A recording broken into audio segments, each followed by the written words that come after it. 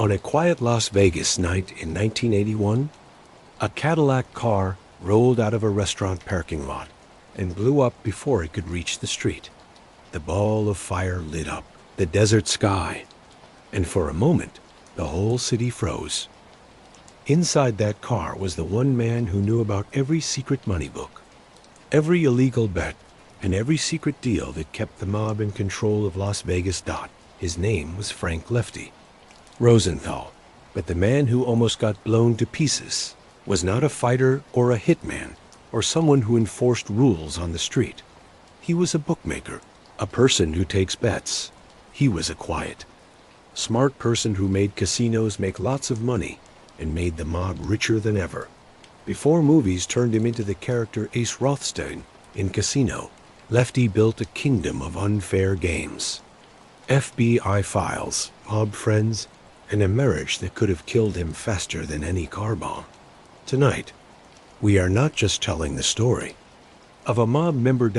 We are going inside the mind of the man who secretly ran Vegas and lived through the night he was supposed to die. Before we start this trip through the brightly lit shadows of Vegas, I would love to know where you're watching from and what time it is there. Leave a comment below. If you are getting ready for the night, hit that subscribe button and the notification bell so you never miss these deep looks into interesting people from the past. And if you like this story, please give it a like and share it with someone who loves true crime and mob history. Now, let's go back to 1929, to the streets of Chicago, where a young boy is about to find out he is great with numbers. Frank Lawrence Rosenthal came into the world on June 12, 1929, on the west side of Chicago, Illinois.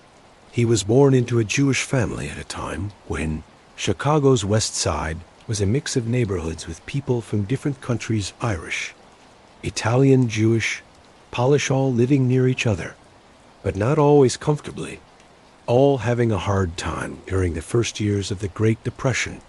His father owned racehorses. This small fact is very important because it meant that young Frank grew up around the chances of winning, number values, and the skill of figuring out which horse might win before he could even read well, while other children learned their numbers from school books. Frank learned them from his father, who explained why a certain horse had a 5-to-1 chance instead of an 8-to-1 chance. He learned the language of gambling, the way other children learn nursery rhymes.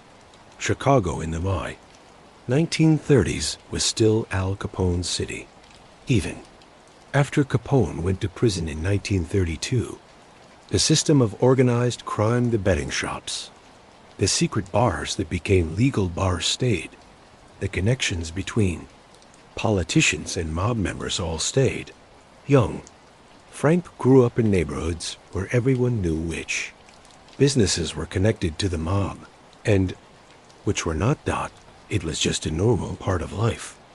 As normal as the train rattling by on the tracks above. To understand the world Frank grew up in, you have to understand how Chicago worked in the years after alcohol was made legal again.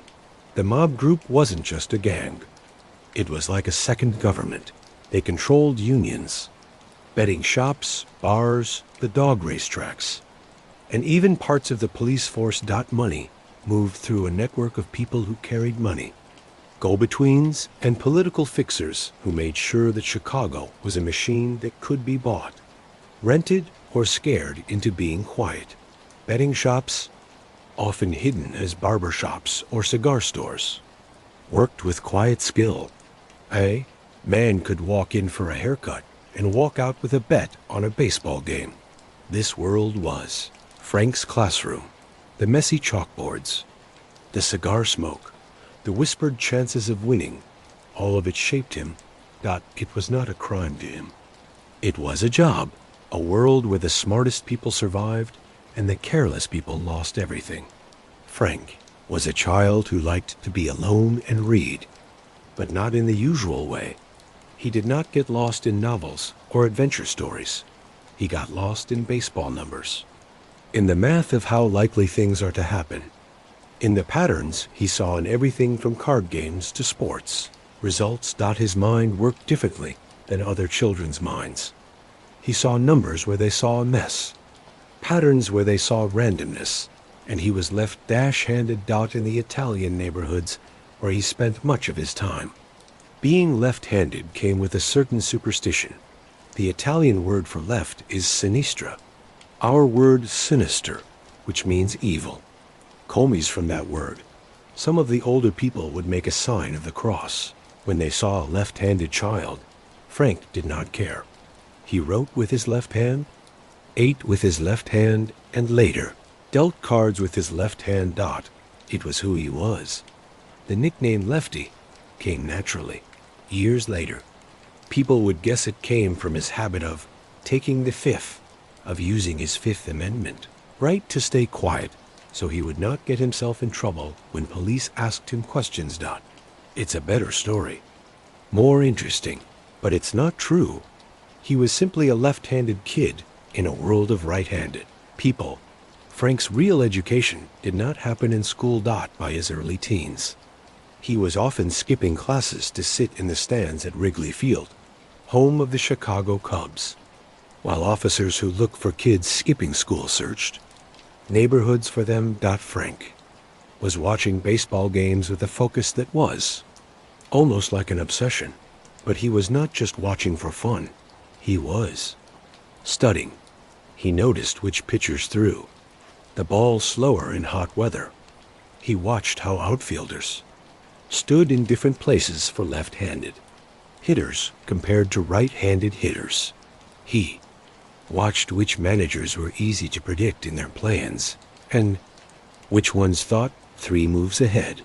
He figured out batting averages in his head, changed them for different situations, and started to understand that what happened in sports was not random at all. You could guess what would happen if you had enough information. In the stands of Wrigley Field, surrounded by the smell of cigars, peanuts, and beer, 12-year-old Frank Rosenthal was teaching himself to be a professional gambler. He did not know that's what he was doing.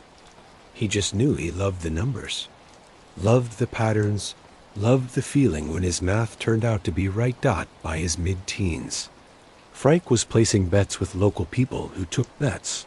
They were small bets at first, using pocket change he earned from small jobs, but he kept careful notes of every bet, every result, and every changing detail. His bedroom, as one person later said, looked like a betting office, with notebooks full of numbers, newspaper articles about athletes and teams, and charts he drew by hand to follow how well they were doing. His parents worried. His teachers wrote worried notes about him skipping school, but Frank did not care. He had found what he was meant to do. And it was not in a classroom or a factory or behind a desk in some insurance company. Frank Rosenthal was going to be a professional gambler. And in 1940s Chicago, that was a real job you could have if you knew the right people. The right people in Chicago meant the outfit, the mob group in Chicago, the Chicago branch of organized crime. They had grown from Al Capone's group. By the 1940s, the outfit controlled gambling, prostitution, lending money at very high rates, and cheating unions all over the city and much of the Midwest. They were not showy anymore. Not like in Capone's day. They had learned to be careful and quiet.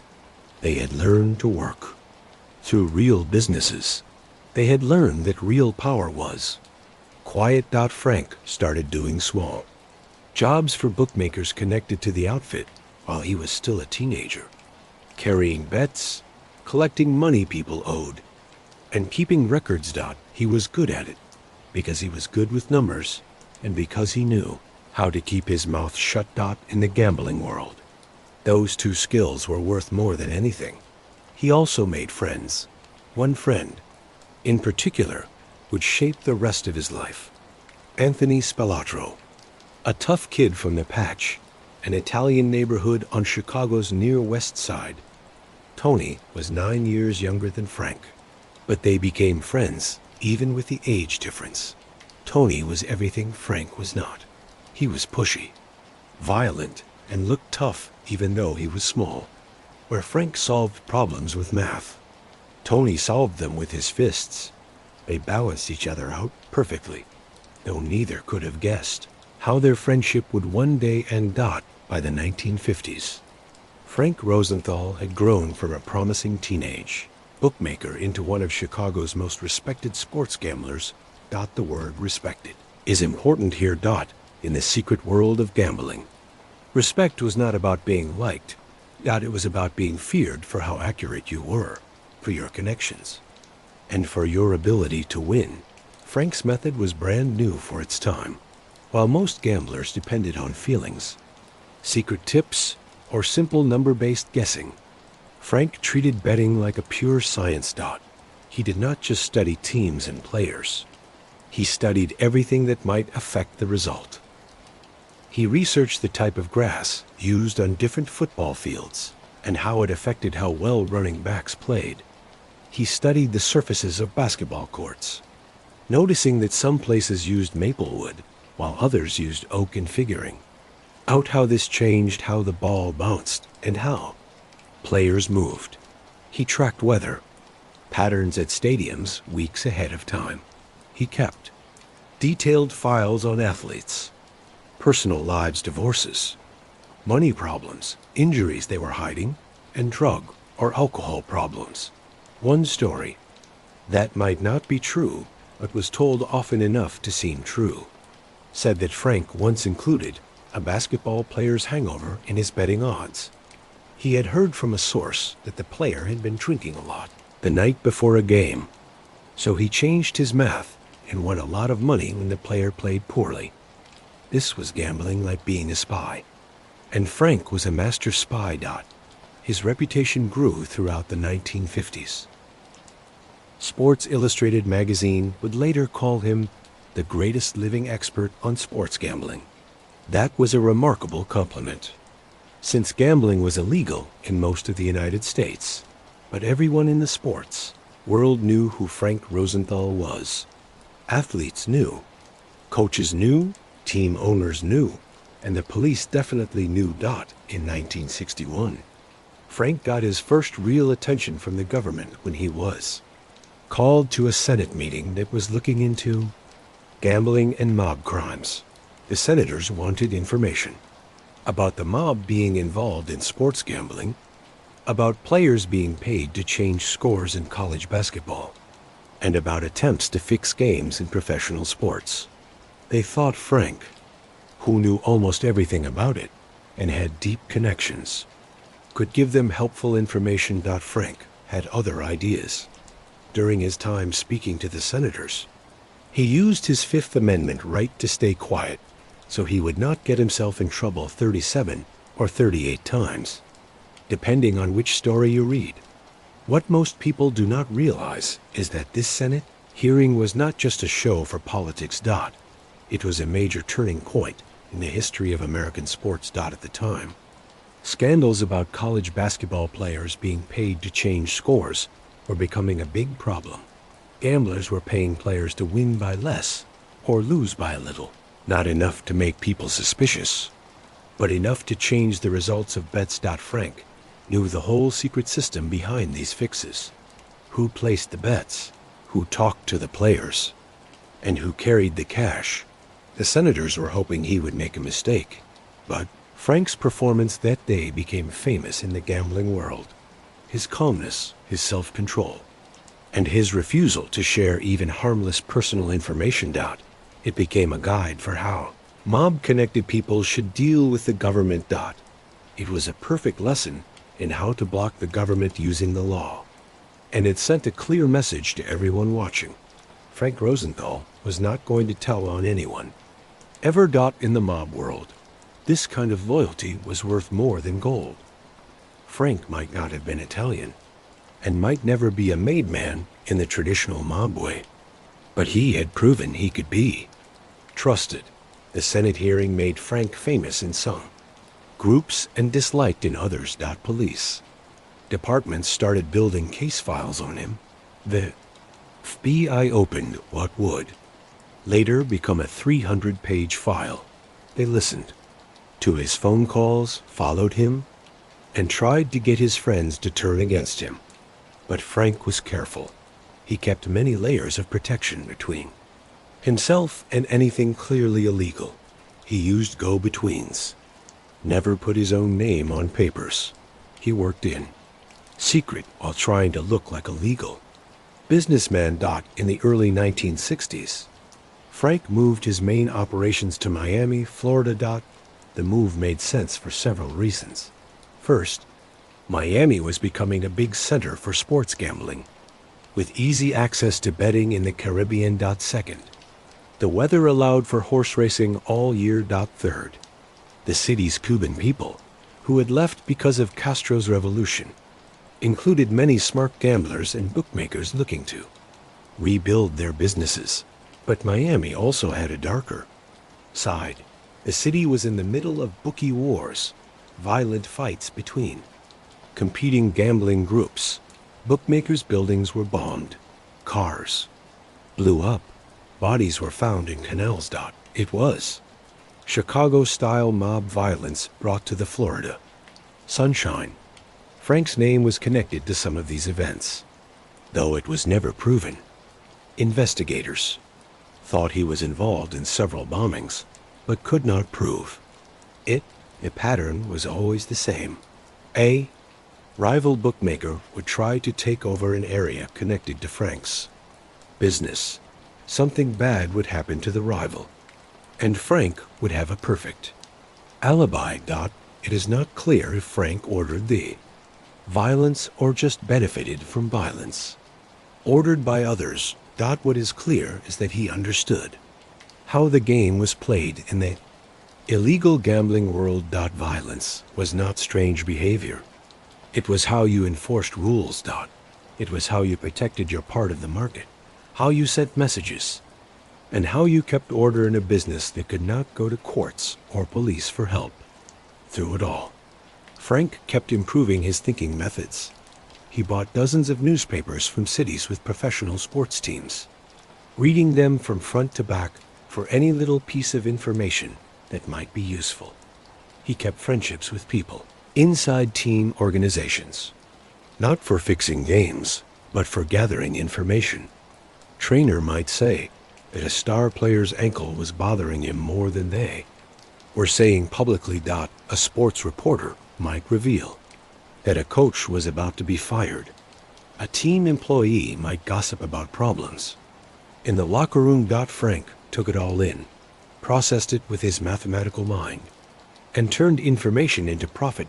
By the mid-1960s, Frank Rosenthal was rich, successful, and more aware that his luck might be running out. Pressure from the police was getting stronger. Several of his friends had been charged with crimes.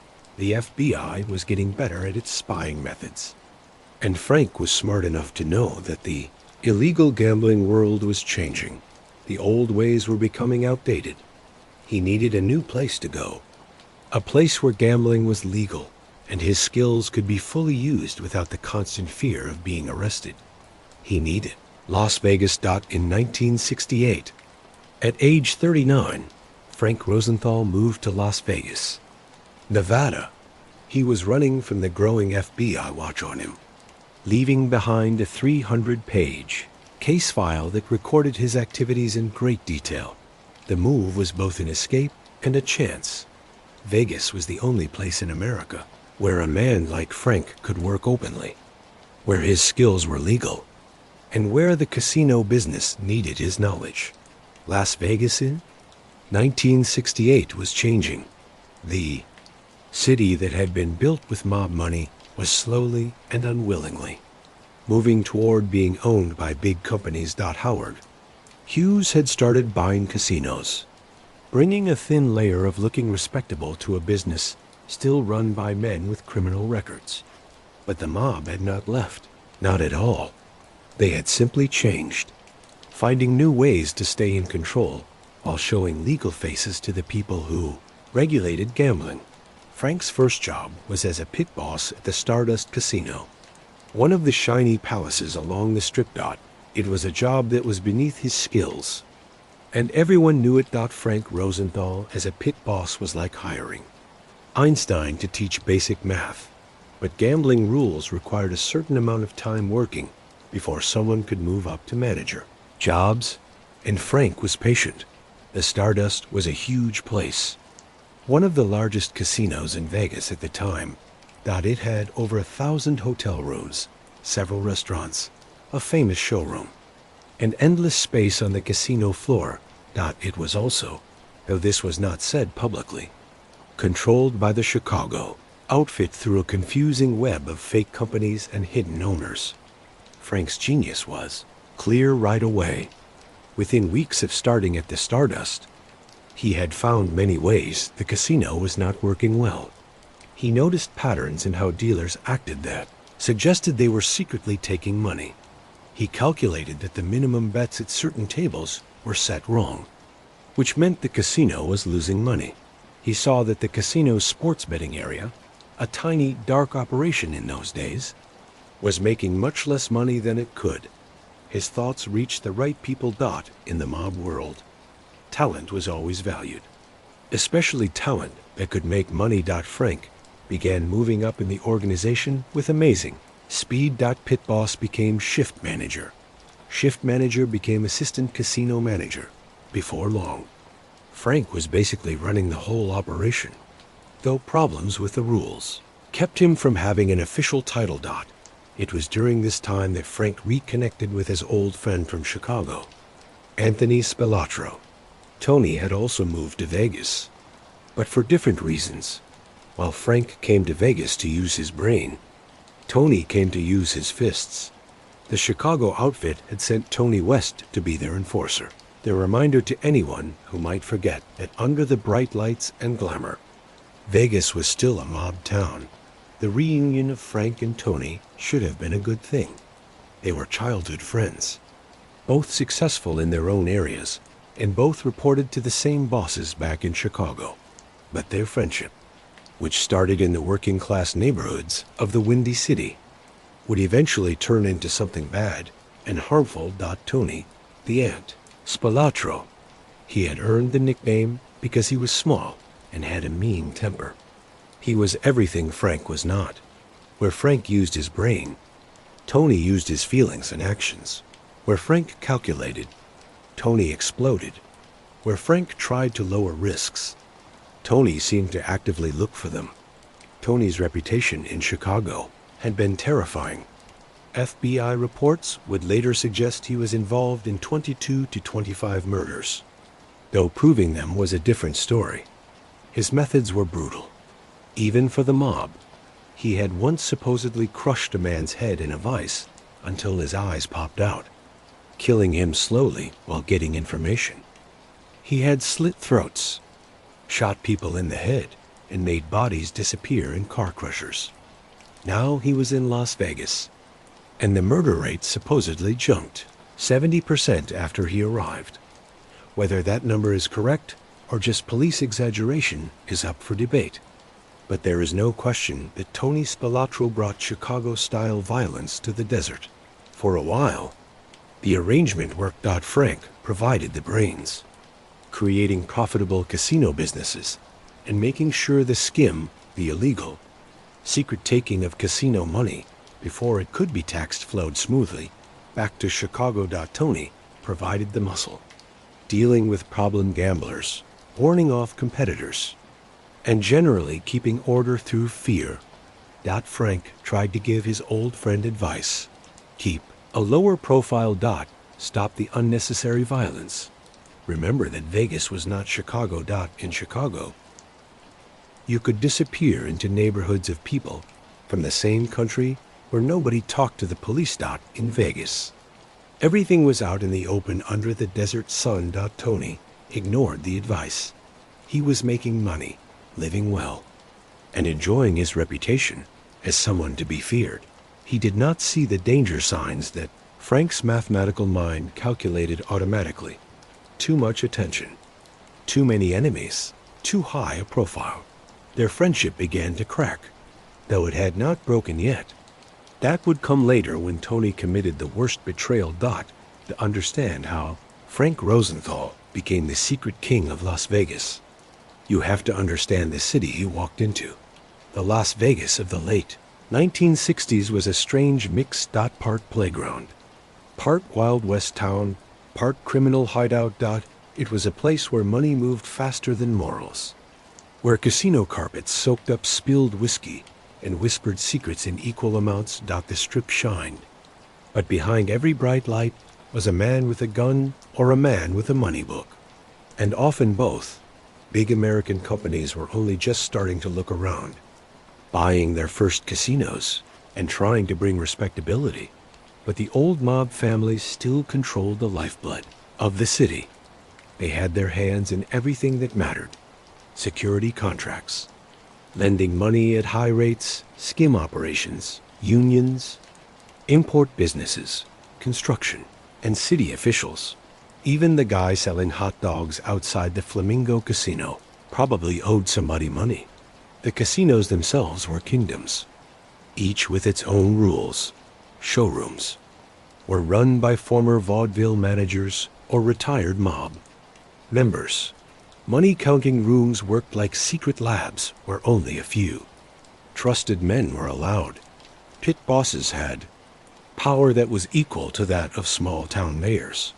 Into this world walked Frank Rosenthal, a man who was smarter than most, quieter than all, and more dangerous than anyone realized. Unlike other mob members, Frank did not lead by scaring people. He led with his intelligence. He saw problems where others saw tradition. He saw patterns where others saw a mess. He turned gambling into math and casinos into machines. Las Vegas was a perfect city for men like Frank, men who hid in plain sight. By the early 1970s, Frank Rosenthal had risen to a position of amazing power in Las Vegas. He was the CEO of Argent Corporation, which owned properties in Nevada. Through this job, he secretly controlled 4 major casinos at the same time: the Stardust, the Fremont, the Marina, and the Hacienda. The word secretly is very important. Frank could not hold a gaming license. His arrest record and known mob friendships prevented that. But in the strange world of 1970 South Las Vegas, this small detail did not matter much. Frank ran the casinos in every way, but by name, making all the big decisions, setting rules, and making sure they made a profit. The 4 casinos he controlled were owned on paper by Alan Glick, a real estate developer from San Diego who had gotten money through shady ways. Behind Glick stood the Chicago outfit, along with mob families from Kansas City, Milwaukee, and Cleveland. Each family had put money into the casinos and expected their share of the profits. Frank's job was to keep everyone happy, which meant making the most profit while making sure the skim worked smoothly. The skim was beautifully simple in its idea, but amazingly complex to carry out. Before casino money was counted for tax purposes, a part of it was taken, or skimmed, and given to the mob investors. This required careful teamwork between many people: slot machine supervisors who could mess with the machines that weighed coins, pit bosses who could write down lower wins at the tables, count room workers who could pocket cash during the counting process, and executives who could change the books to make everything look legal. Frank organized this criminal business while at the same time changing Las Vegas casino operations in ways that are still used today. In 1976, he created the first sports book that was inside a major casino. Before Frank, sports betting in Vegas casinos was not a big deal, usually in cramped, dark spaces with bad views and uncomfortable seats. Frank imagined something completely different: a fancy space with comfortable chairs, personal television sets for each bettor, huge screens showing many games at once, and professional service. The Stardust News Sportsbook was a huge, new idea. It looked more like a fancy theater than a gambling place. Bettors could settle in for a whole day, watching games in comfort, placing bets with professional ticket writers, and enjoying free drinks. The idea was so successful that the sportsbook's income jumped up a lot, and every casino in Vegas eventually copied the model. Frank also made another groundbreaking decision. He hired female blackjack dealers. This does not sound like a big deal today, when casino dealers are just as likely to be women as men. But in 1976, it was a radical idea. Casinos believed women could not handle the pressure of dealing blackjack, could not keep control over male gamblers, and could not handle the math and timing needed. Frank knew they were wrong. He hired women and trained them very well. The result was that the Stardust's blackjack income doubled in 1 year. Female dealers created a different feeling at the pit tables. It was less aggressive, more social, and more welcoming to people who gamble for fun. It turned out that male gamblers tipped female dealers more and played longer. It was simple business, but no one had tried it before. Besides these new ideas, Frank brought professional management methods to a business that had been run on mob feelings and casino tradition. He studied every part of the operations, looking for problems and opportunities. He once famously ordered that every muffin served in the Stardust's coffee shop had to have at least 10 blueberries. Why? Because he had figured out that the customer's idea of the muffin's value, and therefore their happiness with their whole experience, was directly related to how many blueberries they could see. This focus on detail included everything. He checked the exact temperature of the casino floors, knowing that slightly cooler temperatures kept gamblers awake and spending money. He figured out the best placement for slot machines based on how many people walked by and what they could see. He studied the mental effects of different carpet patterns, lighting setups, and background music. Frank Rosenthal was treating casino management like a science, and the results showed it.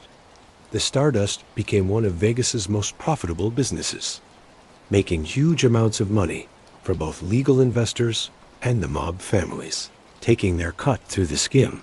But running a criminal business, no matter how professionally managed, needs criminals, and that is where things got complicated. Che Vandermark was the slot supervisor in charge of messing with coin weighing machines to report less money than the slot machines actually took in. Difference between the real amount and the reported amount went straight into mob pockets. Vandermark was good at his job, maybe too good. He knew where all the secrets were hidden, both figuratively and maybe literally. Alan Glick, the owner in name only, said that he knew nothing about the skim. Years later, he would pass a lie detector test that said the same thing. It is not clear if he really did not know, or was just protecting himself by being able to deny it. What is clear is that Glick was a front man, a face for the gambling regulators, while the real power worked behind the scenes. That real power came from Chicago, Kansas City, Milwaukee, and Cleveland, the bosses. Men like Joey Aiuppa in Chicago, Nick Savella in Kansas City, and Frank Balistrieri in Milwaukee expected regular payments. They had put money into the Vegas businesses, and they wanted a return. Frank was the middleman, making sure money flowed smoothly while keeping the businesses profitable enough that everyone was happy. It was an impossible balancing act, and Frank did it brilliantly for years.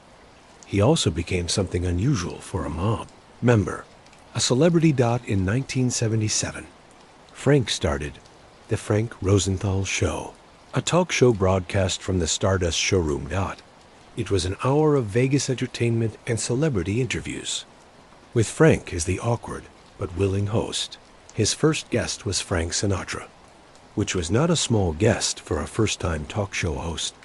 Other guests included Bob Hope, Wayne Newton, Liberace, and even O.J. Simpson. Back when Simpson was just a football star and commercial spokesman, the show was local, a little cheesy, and completely strange when you remember that the host was running 4 mob-controlled casinos. Frank also worked for a short time as a gossip writer for the Las Vegas Sun newspaper. The New York Times would later describe his writing style as obliterate, which is newspaper talk for barely readable. Frank's skills were in math and casino management, not writing, but the column, like the talk show, helped him keep up his image as a legal businessman, someone who was part of Vegas society rather than a mob operator. All the while, the FBI was watching. They knew about the scam. They knew about the mob connections. They were building a case, slowly and carefully, gathering evidence through wiretaps and surveillance. But proving criminal activity in a business based on cash is extremely difficult, and Frank was careful about covering his tracks. The walls were closing in, though Frank did not fully realize it yet. He was too busy running a kingdom, too focused on keeping profits up, and too confident in his ability to stay one step ahead. And then there was Jerry. Frank Rosenthal met Jerry McGee in 1969, and it was the beginning of his greatest tragedy. Years later, after everything had fallen apart, Frank would still describe her with a mix of wonder and pain. She was the most beautiful girl I ever saw. Statuesque, great posture. Jerry McGee had been born into a poor family in Sherman Oaks, California, and was raised by a mother who struggled to get by. She had learned early that her looks were like money, that men would give her things, money, gifts, attention in exchange for her company. By her late teens, she was working as a cocktail waitress and showgirl at the Tropicana Casino in Las Vegas, and she was very good at it. But Jerry was not just serving drinks. She had developed a trick, a way of getting money from wealthy men that was brilliant because it was so simple. She would stand near high-stakes blackjack tables, and when a wealthy gambler won a lot of money, she would accidentally drop chips near him. The man would rush to pick them up for her, and while giving them back, would often press extra chips into her hand as a tip. Some nights, she would make thousands of dollars this way, all while pretending she was just a clumsy cocktail waitress who was grateful for help. She had a daughter, Robin, from a past relationship with a man named Lenny Marmer, who was described by people who knew him as a slick character from high school. He was handsome and charming, but not reliable. Jerry and Lenny never married, and he came in and out of Robin's life in the following years. When Frank met Jerry, he was instantly charmed. She represented everything his brainy, numbers-focused life was missing. Beauty, spontaneity, excitement. She was cool where he was careful, and acted on impulse where he was calculated. The attraction was strong and immediate. For Jerry, Frank represented safety and wealth. Years later, Frank would admit with amazing honesty, Jerry was in love with money. I had to give her a 2-carat heart-shaped diamond pin just to get her to start dating me. It is a revealing statement, showing both Jerry's love for material things and Frank's willingness to basically buy her love. From the beginning, the relationship was like a business deal in ways neither of them probably fully understood. They married on May 4th, 1969. Jerry was in her early 30s. Frank was 40. By all reports. The first few years were good. They had 2 children together, Stephen and Stephanie, who joined Robin in what looked like a successful Vegas family from the outside. Frank was moving up in the casino world, making serious money. Jerry had the lifestyle she had always wanted: expensive clothes, jewelry, and a beautiful home. But problems appeared quickly. Jerry had personal struggles that all of Frank's money could not fix. She drank a lot, switching between champagne and vodka Depending on the time of day, she used cocaine, which was becoming popular in Vegas's high society in the 1970s. She took Valium to calm her nerves, then took more cocaine to wake herself up, then drank to take the edge off a drug-fueled merry-go-round that was slowly destroying her. Frank, for his part, was unfaithful. The casino world was full of attractive women, showgirls, cocktail waitresses, and tourists looking for adventure, and Frank used his position to his advantage. Jerry knew about at least some of these affairs, which she used to excuse her own cheating. The marriage became a war fought through affairs and angry accusations. Jerry would disappear for days, telling Frank she was shopping in Los Angeles, but actually meeting lovers. Frank would hire private detectives to follow her, collecting proof of her cheating, while at the same time having affairs of his own. They would have screaming fights in their home, sometimes physical fights that left both of them bruised. Their children saw much of this. Stephen and Stephanie were growing up in a house full of violence and problems, while Robin, Jerry's daughter from before the marriage, was caught between being loyal to her mother and depending on Frank, who had basically become her stepfather. Jerry's drug and alcohol use got worse. The cocaine use went from occasional to constant. She would be awake for days at a time, paranoid and overly energetic, then crash into depression. The amount of Valium she took increased to dangerous levels. She was using drugs to treat a pain that no drug could actually fix, a deep emptiness that she tried to fill with money, attention, and drugs, anything but facing herself. And then came the ultimate betrayal. Jerry began an affair with Tony Spelatro. The details are not clear, and both Frank and Tony would later deny the affair or say it was not important, but people close to the situation knew the truth. Jerry and Tony were sleeping together, and Frank knew it. His best friend, the guy he had grown up with in Chicago, the guy he trusted with his life, was sleeping with his wife. For Frank, this was worse than any business betrayal. He could handle FBI investigations, gaming commission hearings, and rival bookmakers. But this was personal in a way that cut deeper than any professional problem. The marriage moved toward its unavoidable end. In 1980, Jerry was arrested on Sunset Boulevard in Los Angeles for trying to take her clothes off in public, a mix of drugs, alcohol, and whatever mental breakdown she was having. She was taken to the psychiatric ward at Harbor General Hospital, where Frank visited her and found her in a straitjacket, barely able to speak. It was heartbreaking. This beautiful woman he had fallen in love with, reduced to this, but Frank could not save her. Maybe nobody could. The divorce was filed shortly after. It was finalized on January 16, 1981. As part of the deal, Jerry received a large part of Frank's savings, money she had already started stealing before the divorce was even final.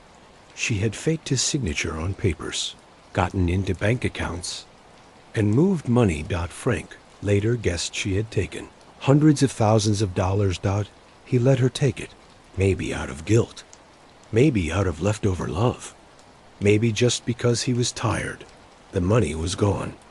The marriage was over, and Frank could finally focus on survival, his own and his empire's. But Jerry's story was not over yet. The worst was still to come.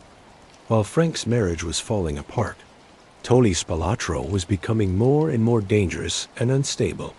Tony had come to Las Vegas in 1971, sent by the Chicago outfit to protect their interests in the casinos.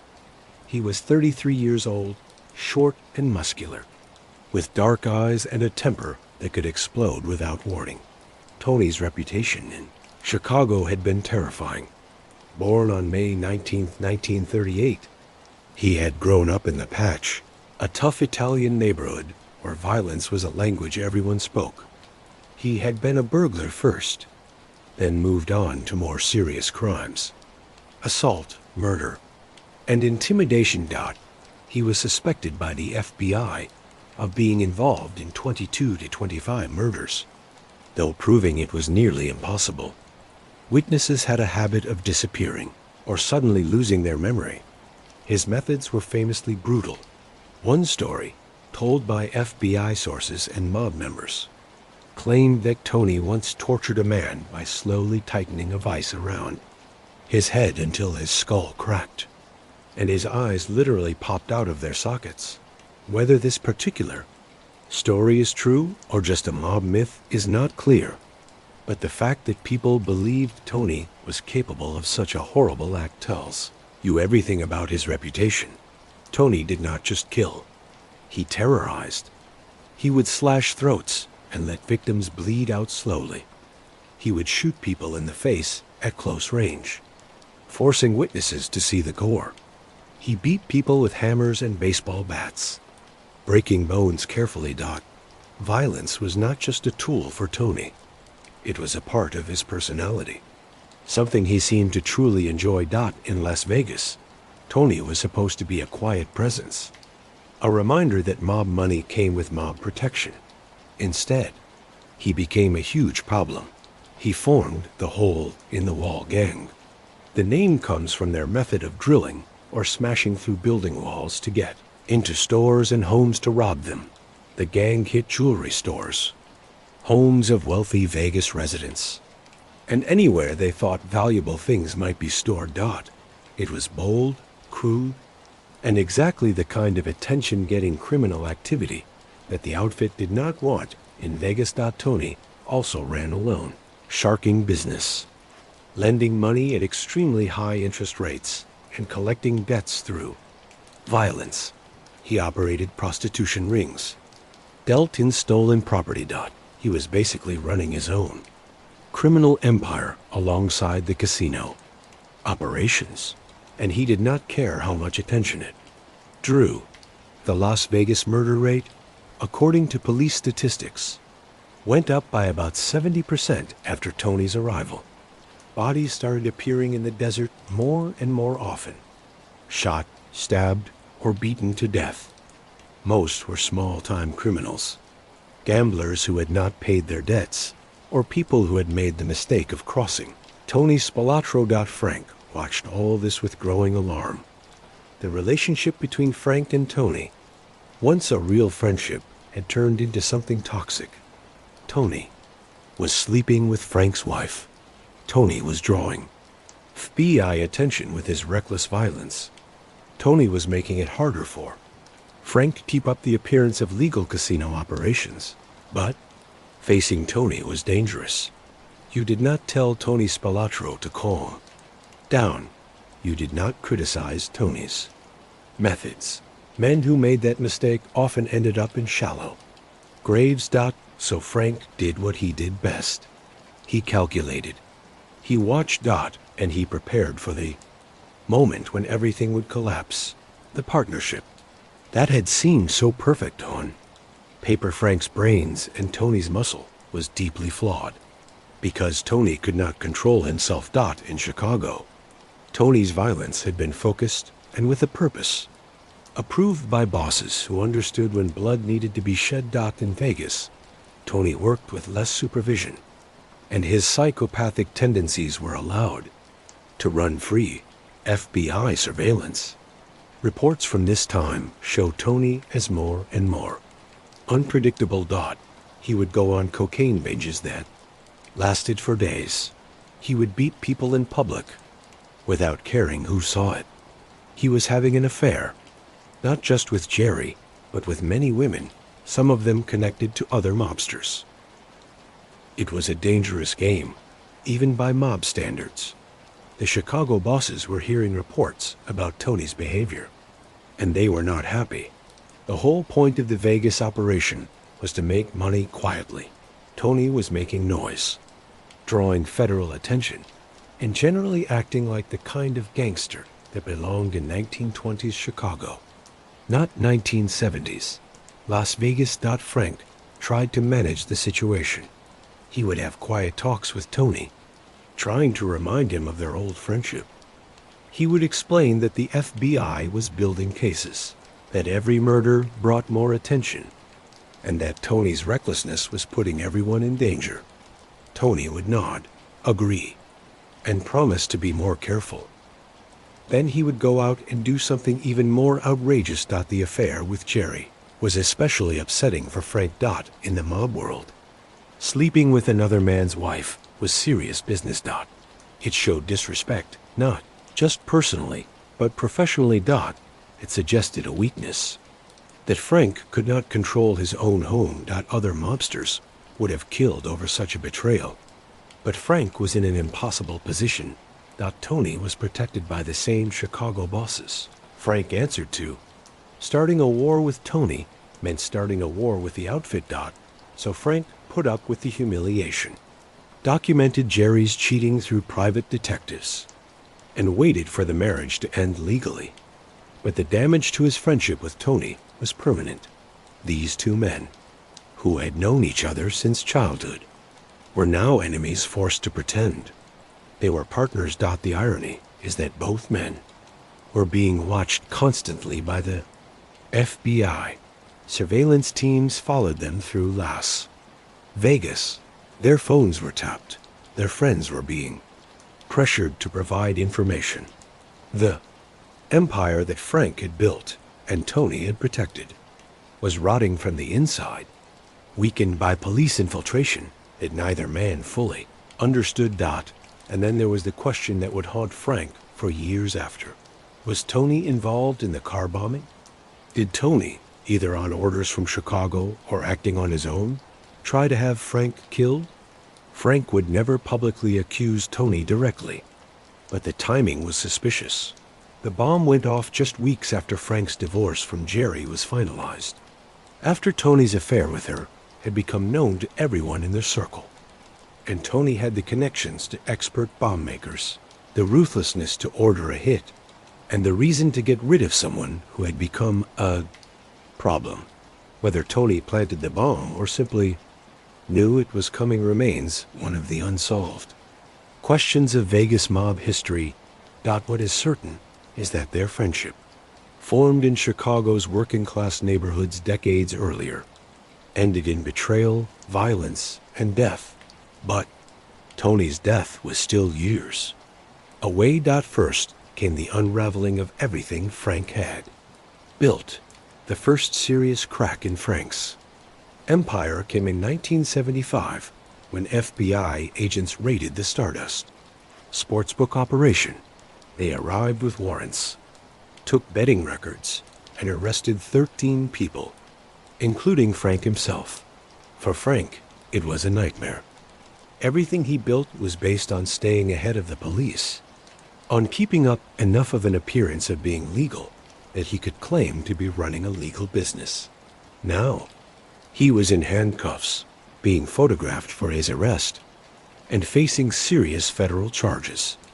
The case was about the sportsbook, which, despite its fancy look, was still running illegal gambling operations, taking bets on events outside Nevada, working with illegal bookmakers in other states, and possibly fixing odds. The FBI had been watching the operation for months, building a case they believed was solid. But Frank got lucky. A federal judge looked at the case and discovered that the FBI's wiretaps had not been properly approved. A surveillance that was the foundation of the case could not be used in court. Without the wiretap evidence, the case fell apart. The charges were dropped. Frank walked free, but the experience shook him. He had come very close to federal prison. The FBI had not given up. They had just made a technical mistake. They would be back, more careful next time. Then came an even worse problem. The Nevada Gaming Control Board discovered what everyone in Vegas had known for years. Frank Rosenthal was basically running 4 major casinos without a gaming license. In 1976, the Gaming Control Board held hearings to decide if Frank should be given a license. The hearings were led by Harry Reid, who at the time was the chairman of the Nevada Gaming Commission. Yes, that Harry Reid, the man who would one day become the U.S. Senate Majority Leader. Back in 1976, He was a Nevada politician trying to clean up Las Vegas's mob-stained image. The hearings were brutal. Investigators presented Frank's arrest record, his known friendships with organized crime figures, his refusal to answer questions before Senate committees, and his childhood friendship with Tony Spelatro, who by this point had his own FBI file documenting suspected murders and mob crimes. Frank's lawyers argued that his past did not matter, that he had turned himself into a legal businessman, and that he was an innovator who had brought modern management methods to the casino industry. They pointed to his success at the Stardust, the increased profits, and the innovations like the sportsbook and female. Dealers. The Gaming Control Board was not impressed, denied Frank's application for a gaming license. The official reasons were his arrest record and his known reputation as an organized crime associate. The unstated reason was that Nevada was trying to move away from its mob past, and Frank Rosenthal, no matter how talented, was exactly the kind of person they wanted gone. The denial created a strange situation. Frank was still running 4 casinos. The Gaming Control Board knew he was running them, but because he did not officially have any job that required a license, they could not stop him directly. It was a legal pretend game that everyone knew was pretend. But nobody could quite figure out how to deal with. Frank continued as before, making decisions, setting rules, and making sure the skim operated smoothly. But the Gaming Control Board's decision was a warning shot. They were watching him now more carefully than ever. One mistake, one provable crime, and they would shut everything down. Meanwhile, the skim operation was becoming more and more dangerous. FBI surveillance had gotten more intense. They had informants inside the casinos now, employees who had been turned and were reporting on suspicious activities. The agency had brought in experts in white-collar crime, accountants who understood casino finances. The mob bosses back in Chicago, Kansas City, and Milwaukee were getting nervous. They had invested a lot of money in the Vegas operations, and that investment was now at risk. They started second-guessing Frank's decisions, demanding more detailed reports, and questioning his judgment. Frank felt the pressure from all sides. Gaming regulators watching his every move, the FBI building cases against him, mob bosses questioning his ability, his marriage falling apart, and his best friend betraying him. And through it all, he had to keep the businesses running, keep the casinos profitable, and make sure the skim continued. It was a situation that could not last, and everyone knew it. Something was going to break. Looking back, Frank should have seen the car bomb coming. When you are dealing with this many enemies, law enforcement, gaming regulators, and possibly even the mob bosses, you are supposed to be working for violence becomes more and more likely. Someone was going to decide that Frank Rosenthal had become more of a problem than a help.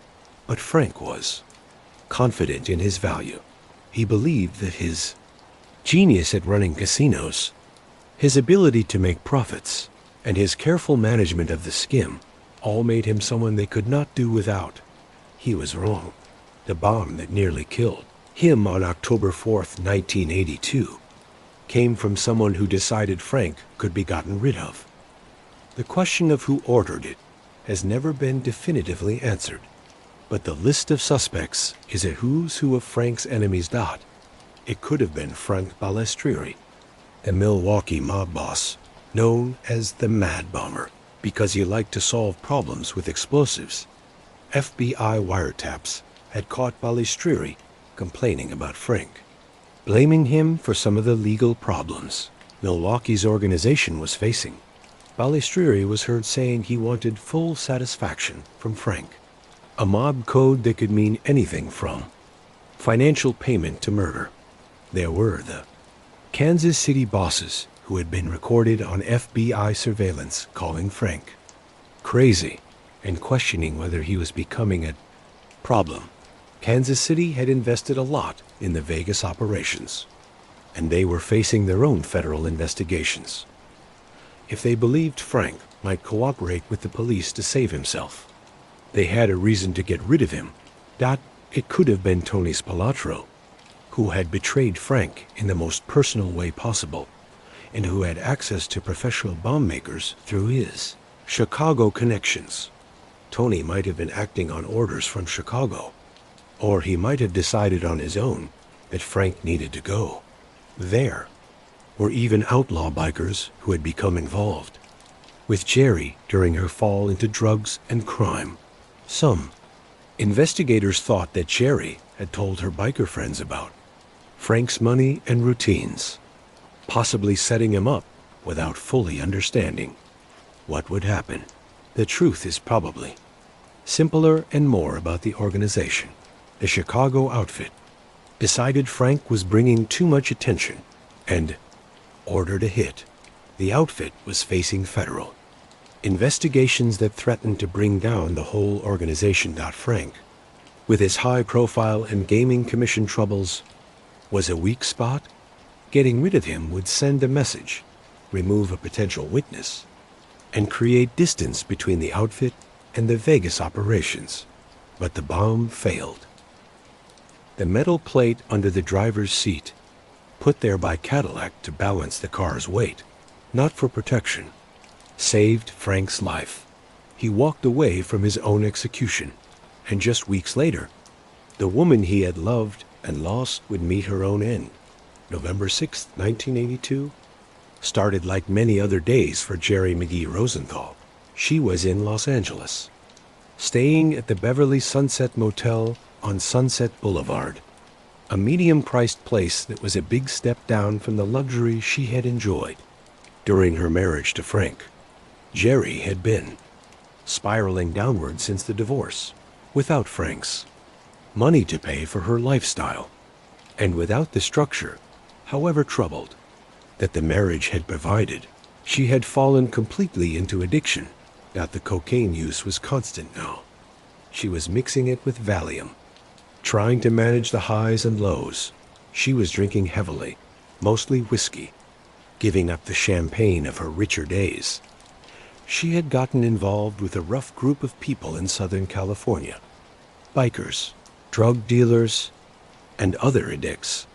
These were not the wealthy casino executives and mobsters she had socialized with. In Vegas, these were dangerous people who saw her as a target, someone with connections to money who could be used.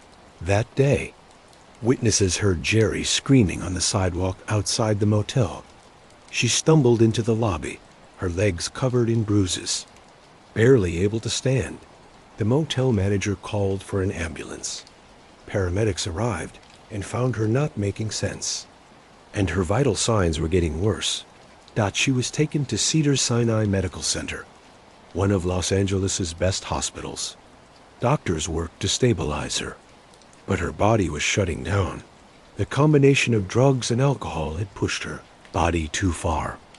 On November 9, 1982, Jerry McGee Rosenthal died.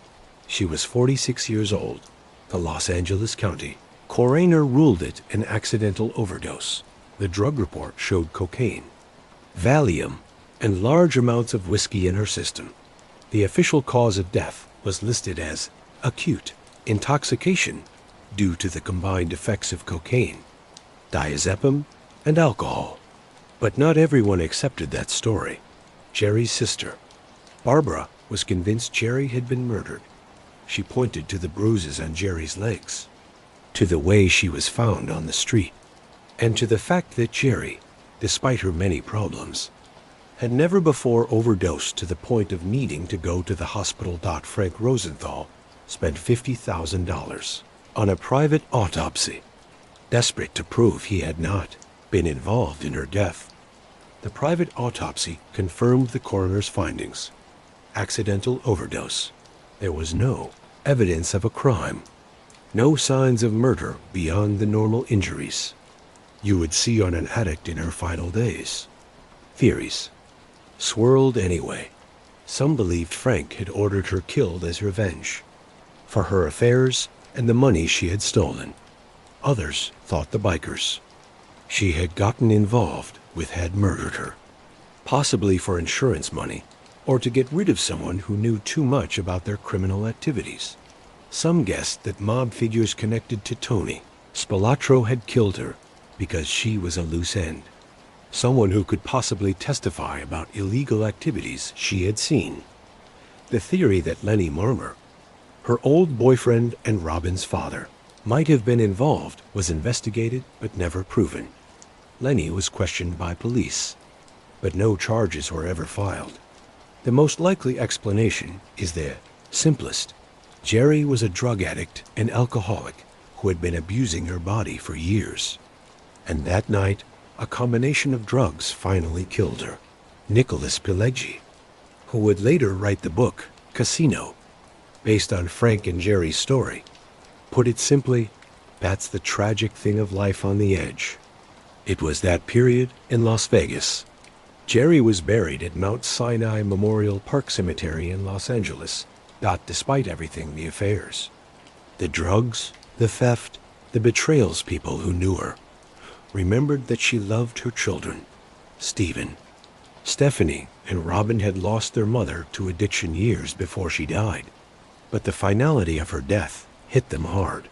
Frank, according to people close to him, was heartbroken. Whatever anger he had felt about her affairs and theft was overcome by grief. This woman he had loved, this impossibly beautiful cocktail waitress he had wooed with diamonds, was gone, and no amount of math could make sense of that loss. The timing was horrifying. Just weeks after someone had tried to kill Frank with a car bomb. Jerry was dead. Two lives that had been tangled together for over a decade had both nearly ended within a month. Frank had survived. Jerry had not in the movie Casino. Sharon Stone's performance as Ginger McKenna, the character based on Jerry, earned her an Academy Award nomination. Stone captured something essential about Jerry: the beauty, the desperation, the self-destruction, the sense of someone drowning and unable to accept help. It is a remarkable performance, though Hollywood could not fully capture the real tragedy of Jerry's life. The real Jerry McGee was not just a bad wife or a villain in Frank's story. She was a woman born into poverty who learned to use her looks as money, who found herself trapped in a world of mob violence and casino corruption, and who treated her pain with drugs that eventually killed her. She was a mother who loved her children but could not overcome her personal struggles. She was beautiful and damaged, loving and cruel, deserving of sympathy and frustrating all at once. Her death marked the end of one chapter in Frank Rosenthal's life. But the violence was not finished. Tony Spelatro's fate was still coming, and it would be even more brutal than anything that had come before. While Frank was recovering from the car bombing and grieving Jerry's death, the FBI was moving forward with what would become one of the most important organized crime investigations in Las Vegas history. The raid that had failed in 1975 because of improper wiretaps had taught federal investigators an important lesson. They needed to be extremely careful in their evidence gathering, patient in their investigation, and willing to spend years building a case that could not be beaten by the early 1980s. The FBI had gotten multiple informants inside Vegas casinos. These early informants did not come forward out of bravery. Most were trapped by their own problems, gambling debts, marriage problems, or side jobs that broke gaming rules. The FBI learned to use these weaknesses, offering help in exchange for small pieces of information: a slip of paper, a name, a schedule, a detail heard in a break room. Each drop helped fill a bucket. The agents handling these informants were trained to think like casino workers. They studied shift schedules, payout records, money cage procedures, and the rhythms of the count rooms. Las Vegas casinos were basically money factories, and factories have patterns. Any break in the pattern missing money. Inconsistent weigh-ins, mismatched Dropbox counts meant. Something was happening. Underneath, one informant described watching. Money being taken during the count. This man later explained that his first thought was disbelief. The skim was not sloppy. It was not done with big gestures or whispered signals. It was mechanical. Clean, like someone following steps in a manual. A bucket was weighed. A number was written down, and then a portion of the bills vanished into a different bag that was not part of the official records. Nobody spoke. Nobody reacted. It was simply part of the job. Another reported hearing conversations between casino executives and men with Chicago.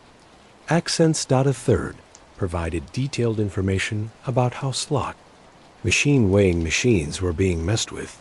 Slowly, patiently, the FBI was building a picture of how the skim worked. They identified the key players. Frank as the operational genius. Jay Vandermark as the slot supervisor controlling the slot skim. Various pick bosses and count room employees helping with the table game scam. And a network of carriers who transported the skimmed cash back to mob bosses in the Midwest. They also had wiretaps, properly approved this time. With careful documentation. These new wiretaps became legendary inside the Bureau. Agents took shifts listening overnight, sometimes hearing nothing for hours. Then suddenly, they would catch a sentence that changed the direction of the case. One agent later compared it to fishing in the dark with bare hands. Cold, slow, but once you grab something, you did not let go. FBI agents listened to thousands of hours of conversations between mob bosses in Chicago, Kansas City, Milwaukee, and Cleveland. They heard the bosses discussing Vegas operations, complaining about Frank, ordering changes to the skim amounts, and sometimes hinting at violence. One recorded conversation caught Kansas City boss Nick Civella calling Frank crazy and discussing whether he was trustworthy. Another wiretap recorded Frank Balistrieri, the Milwaukee boss, expressing anger about legal problems he blamed on Frank's high profile. These conversations did not prove specific crimes, but they established the organizational structure, who reported to whom, which families were involved, and how decisions were made. The investigation was careful and thorough. FBI agents traced financial records, interviewed hundreds of witnesses, analyzed casino accounting practices, and followed money trails across multiple states. They were building a RICO case racketeer, influenced and corrupt organizations that would allow them to prosecute not just individual crimes, but the entire criminal enterprise. For Frank, the pressure was immense. His life became a routine of fear. He checked under his car every morning. He kept his curtains closed even in broad daylight. He stopped going to restaurants he once visited. Weekly. He trusted no one but a handful of employees whose loyalty he had calculated with math, more than believed with his heart. Knew he was being watched constantly. He suspected his phones were tapped. He recognized that some of the people around him might be informants, and he understood that the FBI was patient. They would take years if necessary to build an unbeatable case. His relationship with the mob bosses back in Chicago was getting worse. They blamed him for the increased attention. They questioned whether he was being careful. Enough. There were hints, nothing direct, but hints that Frank might need to be replaced. Alan Glick, the named owner of Argent Corporation, was being squeezed by investigators. The FBI was pressuring him to cooperate, threatening him with charges if he continued to claim he did not know about the criminal operation he supposedly owned. Glick maintained his innocence, but cracks were forming. He was a businessman caught in a mob operation, and he was looking for a way out. Jay Vandermark, the slot supervisor who had been essential to the skim operation, suddenly disappeared in 1976. He had gone to Las Vegas for a meeting and never returned. His family reported him missing. Police investigated, but found nothing.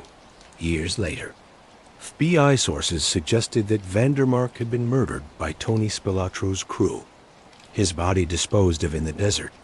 The theory was that Vandermark knew too much, and with FBI pressure increasing, the mob could not risk him making a deal. Whether Tony killed Vandermark personally or ordered his execution was never confirmed. But Vandermark's disappearance sent a clear message to everyone else involved in the scam. Cooperating with the police was fatal. Frank was in an impossible position. He could not cooperate with the FBI without signing his own death warrant. The mob executed informants. Period. But he also could not continue operating as before, because the legal pressure was too much to handle, and he could not run because that would be seen as both being a coward and admitting he was guilty. So he did what he had always done. He calculated, he adapted, and he tried to stay ahead of what was bound to happen. By the mid-1980s, Tony Spelatro had become an unbearable problem for the Chicago outfit. Violence had drawn constant media attention. His affair with Frank's wife and his affairs with other mobsters' girlfriends and wives had created personal problems within the organization. His hole in the wall, gang burglaries had resulted in multiple arrests.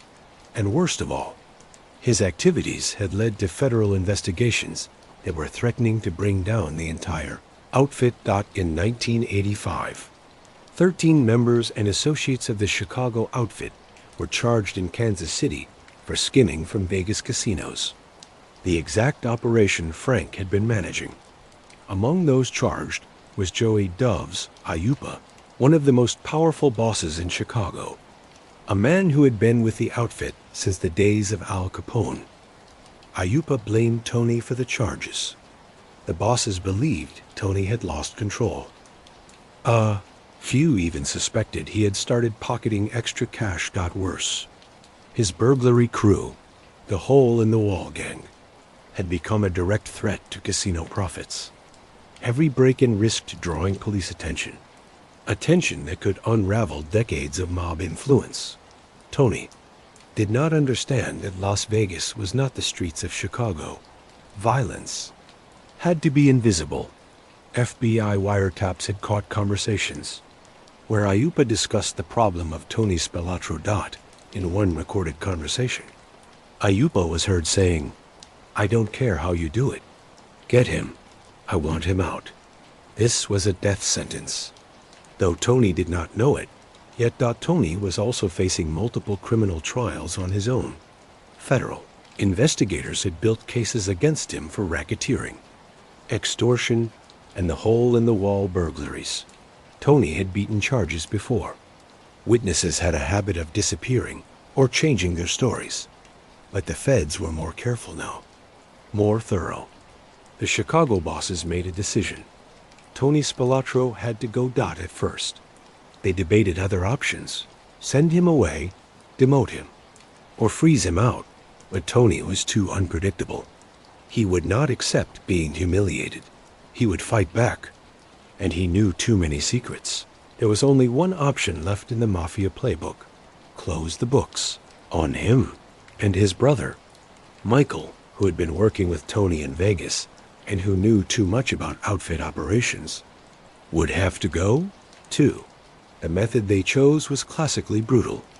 They would trick the Spelatro brothers into coming to Chicago with the promise of a promotion. Tony would be promoted to capo, or captain, and Michael would finally be made, becoming a full member of the outfit. For Michael especially, this was a dream come true. He had wanted to be made for years. On June 14, 1986, Tony and Michael Spelatro were in Chicago for what they believed would be their promotion ceremony. They were told to meet at a Howard Johnson's parking lot in Bensonville, Illinois, a suburb northwest of Chicago. The location should have been a red flag, mob ceremonies. traditionally happened in private homes or social clubs, not parking lots. But Tony and Michael showed up as they were told. They were picked up by James "Little Jimmy" Marcello, a rising figure in the outfit. Marcello drove them to a home at 17 West 101 Binney Moore Avenue in Bensonville, telling them the ceremony would take place in the basement. Basement was empty, except for several men waiting for them. Tony realized immediately what was happening. According to testimony that would come out 19 years later, during the family secrets trial, Tony's last words were, "Can I say a prayer?" Nobody answered. The beating began. Multiple men attacked both brothers at the same time.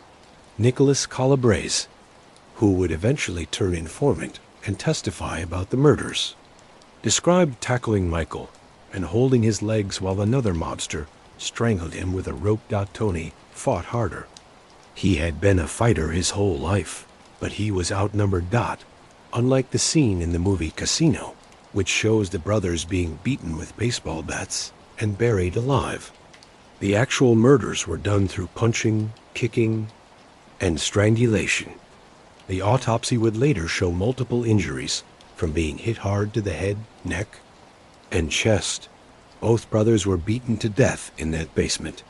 Their bodies were stripped to their underwear, loaded into the trunk of a stolen car, and driven to Indiana. Someone, probably Marcello and his crew, had already dug a grave in a cornfield near Ennis, Indiana, about 20 miles south of the Illinois border. The bodies were dumped in the grave, with Tony placed on top of Michael. 5 feet of dirt was shoveled over them.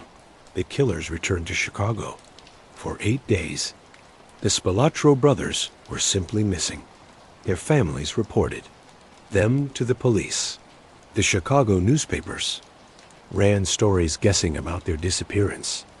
FBI agents who had been monitoring Tony for years suspected he was dead, but they had no idea where. On June 22, 1986, a farmer spreading weed killer in his cornfield noticed something strange. There was a patch where the corn had not grown, about 5 feet by 8 feet. The soil looked disturbed. He called the police. Investigators dug up the site and found the Spelatro brothers. Tony's body was on top, suggesting he had been thrown in last or had somehow stayed conscious longer during the beating. The autopsies confirmed what investigators suspected. Both men had been beaten to death. The murders sent shockwaves through both the mob world and law enforcement. Tony Spelatro had been one of the most feared enforcers in mob history, a man who had terrorized Las Vegas for 15 years. The idea that he could be tricked and led to his death so easily was stunning. It showed that nobody in the mob was safe, that past service meant nothing, and that the organization would kill its own without hesitation when they became problems. For Frank Rosenthal, watching from a distance, he had left Las Vegas by this point. Tony's death must have brought up complicated feelings. This was his childhood friend, a guy he had grown up with, someone he had once trusted with his life. But Tony had also betrayed him, sleeping with Jerry, possibly being involved in the car bombing, and drawing attention that threatened everything Frank had built. Was it justice? Revenge? A tragedy? All of the above. The murders also marked the effective end of traditional organized crime control of Las Vegas. With Tony dead and Frank gone, and with federal investigations leading to multiple convictions, the Chicago outfit's control over Vegas was broken. The mob families from Kansas City, Milwaukee, and Cleveland all faced similar investigations and prosecutions. Within a few years, corporate ownership would complete its takeover of the city's casinos. The era of mobsters running Vegas, the era that Frank and Tony had represented, was over. For nearly 20 years, the details of Tony and Michael Spelatro's murders remained officially unknown. Law enforcement had theories, but no solid evidence. Retired detectives later admitted they knew the general story within months. But without witnesses, they could not charge anyone. Every potential informant either disappeared, went silent, or refused to testify out of fear. Police suspected mob involvement, but proving it was impossible without witnesses. And mob insiders were not talking. That changed in 2005 with what became known as the Family Secrets Trial, one of the most important organized crime trials in American history. The trial was not just about solving murders. It was about closing a chapter of American organized crime. The FBI wanted a public accounting, a demonstration that no mobster, no matter how feared, could outrun justice forever. 14 members and associates of the Chicago outfit were charged with crimes including 18 unsolved murders dating back to the 1970s. The prosecution's key witness was Nicholas Calabrese, an outfit member who took part in the Spelatro murders and numerous other killings. Calabrese had been facing the death penalty for his own crimes when he made a decision that was almost unthinkable in mob culture. He became an informant. He agreed to testify against his former associates, including his own brother, in exchange for life in prison instead of execution. His testimony was extraordinary. For the first time, someone who had actually been in the basement during the Spelatro murders described what happened. Calabrese explained the setup, the trick of a promotion, the attack, the method of killing, and the disposal of the bodies. He provided details only someone who had been there could know. Among those convicted based on Calabrese's testimony was James Marcello, who had driven the Spelatro brothers to their deaths.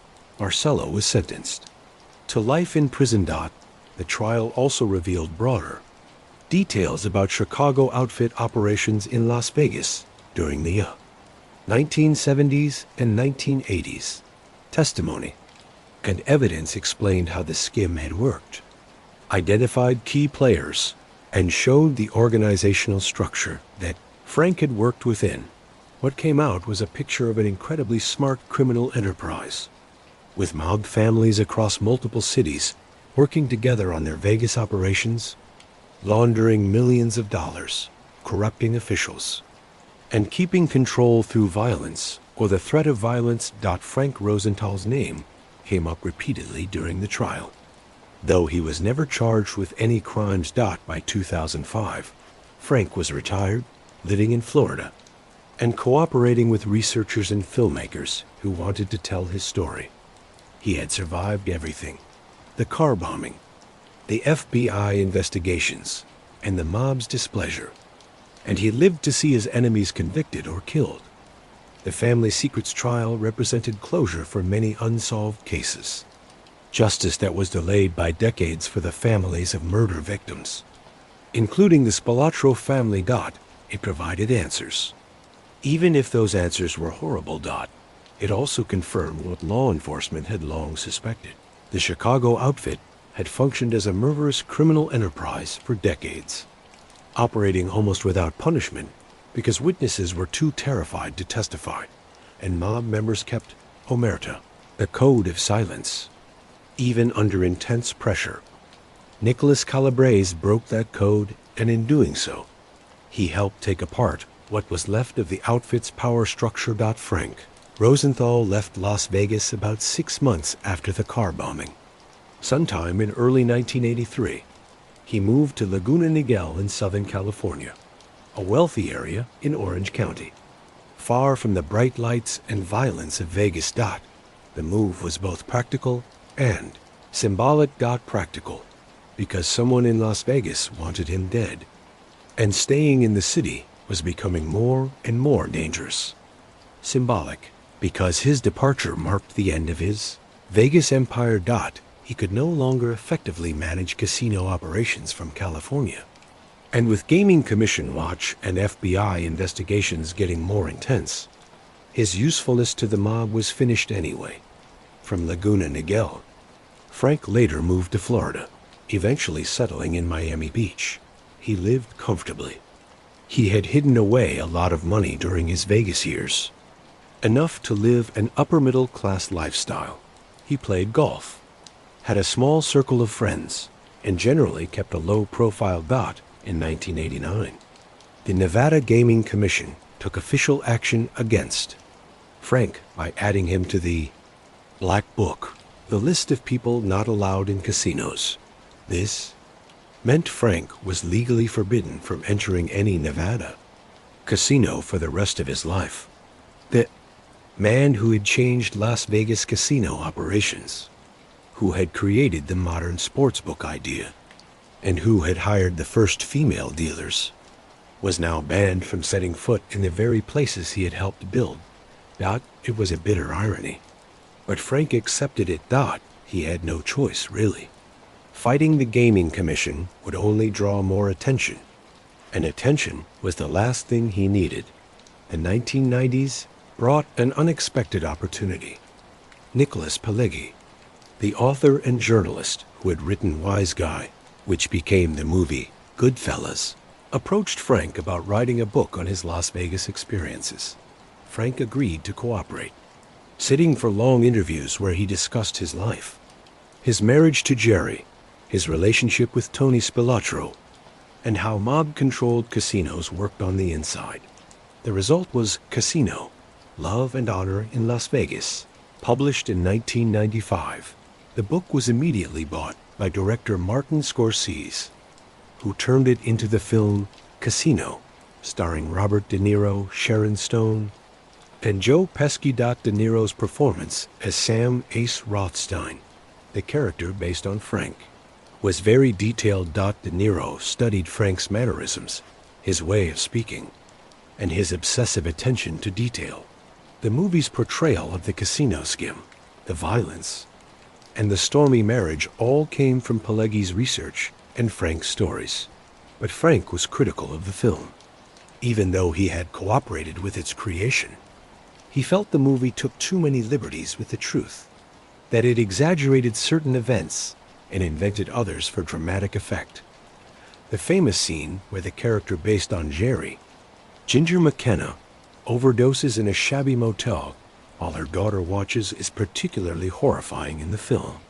Though the real circumstances of Jerry's death were somewhat different, still, the movie introduced Frank's story to millions who had never heard of him. Casino became a critical and commercial success, with Sharon Stone earning an Academy Award nomination for her performance. The film is now considered one of Scorsese's masterpieces, a companion piece to Goodfellas that explores organized crime through the specific viewpoint of Las Vegas in the 1970s. For Frank, the movie was a strange kind of validation. His life story was interesting enough to become a Hollywood film. His innovations were important enough to be remembered. He had mattered, even if his empire had crumbled. And then, in 2011, came the news that changed everything. FBI files from the 1970s and 1980s were declassified and released to the public. Buried in those thousands of pages was a stunning piece of information. Frank Lefty Rosenthal had been a top-level FBI informant with the code name Achilles.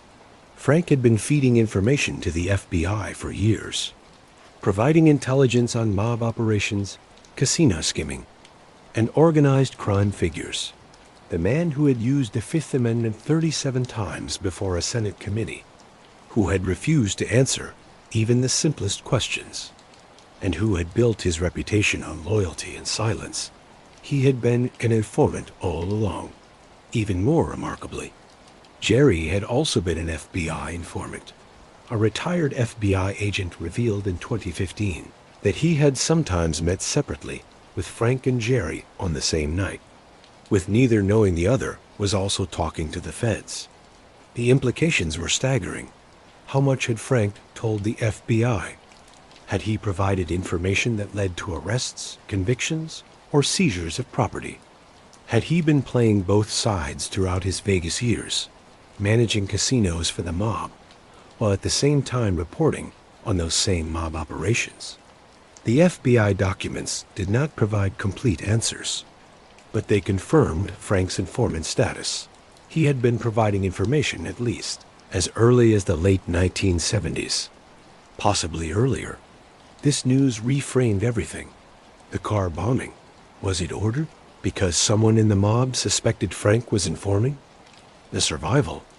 Had the bomb been intentionally designed to fail because Frank's FBI handlers warned him? The fact that Frank was never charged despite years of illegal activity. Was this the FBI protecting a valuable source? Frank himself never publicly commented on the news. He died in 2008, 3 years before the FBI files were released. We will never know if he would have confirmed or denied being an informant. But the evidence is clear. Frank Rosenthal was an FBI informant, possibly for years, while at the same time running mob-controlled casinos and managing a multi-million-dollar criminal enterprise. It is the ultimate twist in a life full of contradictions. Mobster who was never made. A casino executive who could not get a gaming license. A loyal friend who informed on his associates. Mathematical genius who could not calculate. His way out of personal tragedy. Frank Lefty. Rosenthal died on October 13th, 2008, at his home in Miami Beach, Florida. He was 79 years old. The cause of death was a heart attack. A common and ordinary death. Kind of death that comes to millions of elderly people every year. It was a far cry from the explosive death that had been planned for him 26 years.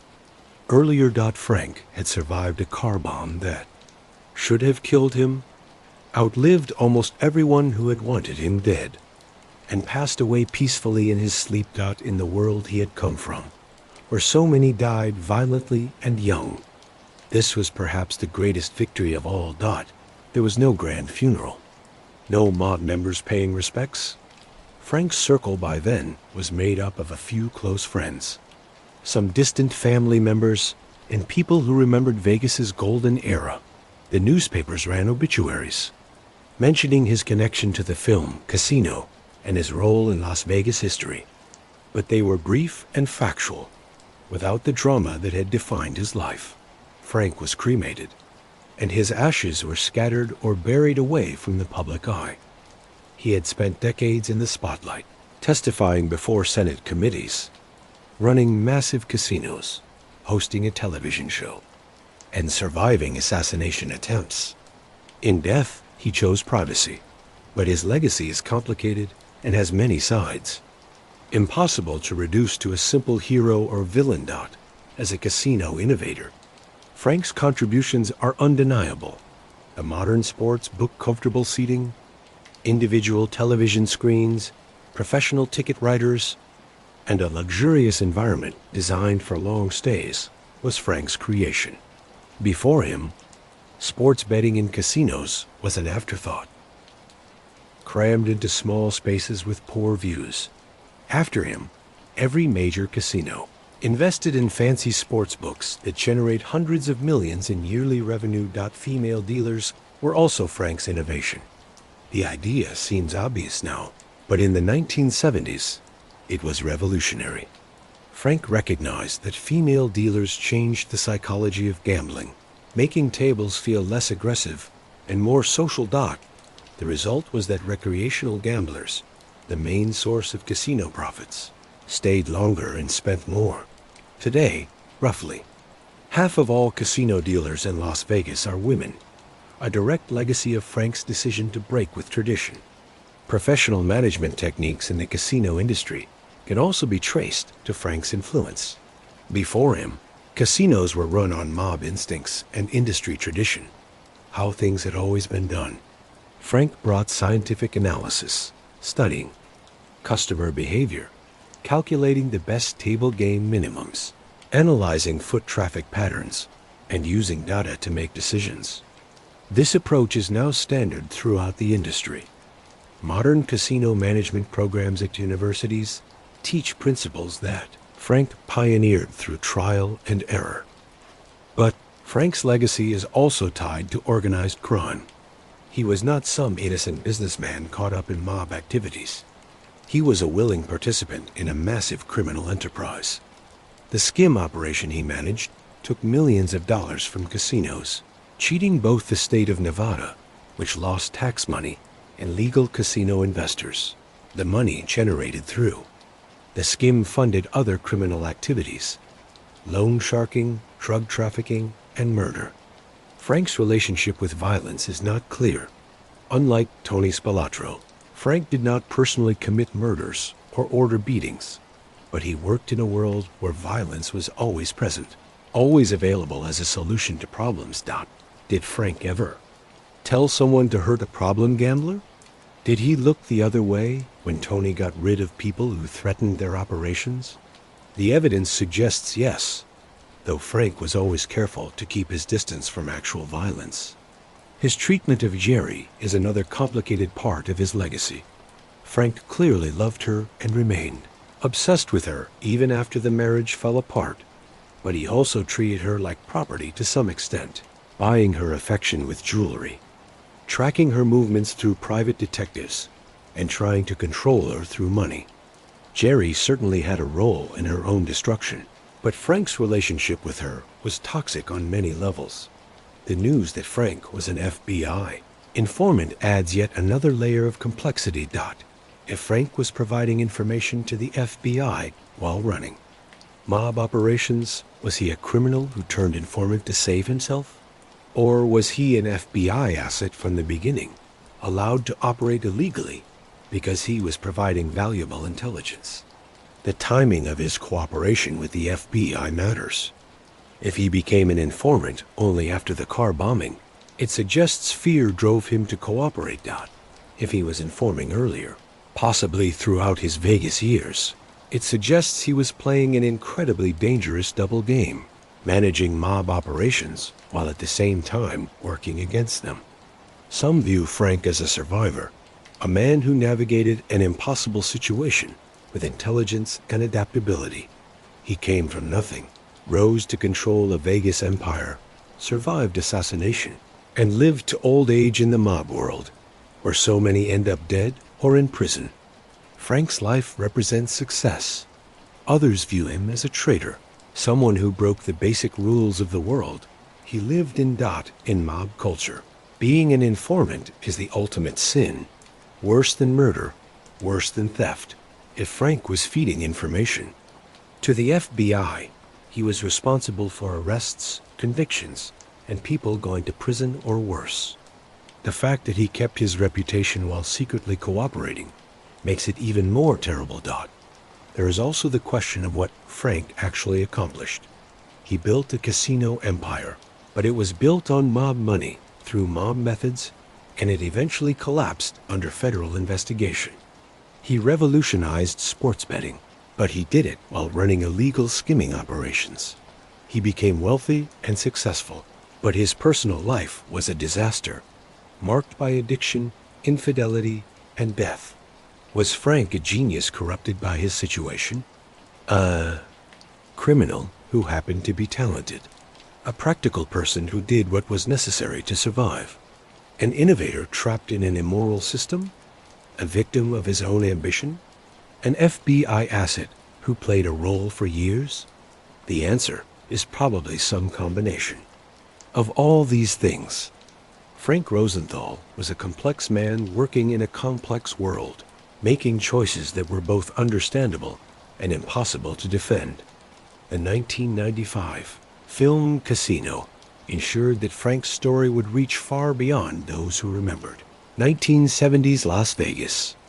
Martin Scorsese's three-hour epic introduced millions of viewers to the world of mob-controlled casinos, and Robert De Niro's portrayal of Sam Ace Rothstein became iconic. The film's depiction of Frank, a perfectionist, obsessive, brilliant, but emotionally stunted person connected with audiences.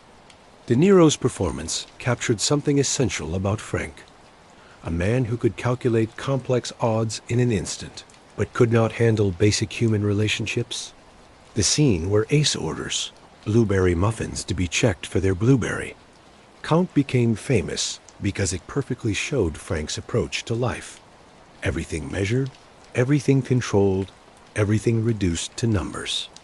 Sharon Stone's performance as Ginger McKenna, Jerry, earned her an Oscar nomination and remains one of the most powerful portrayals of addiction in movies. Stone did not just play Jerry as a villain or a victim. She showed the complexity, the desperation, and the moments of genuine love mixed with manipulation and self-destruction.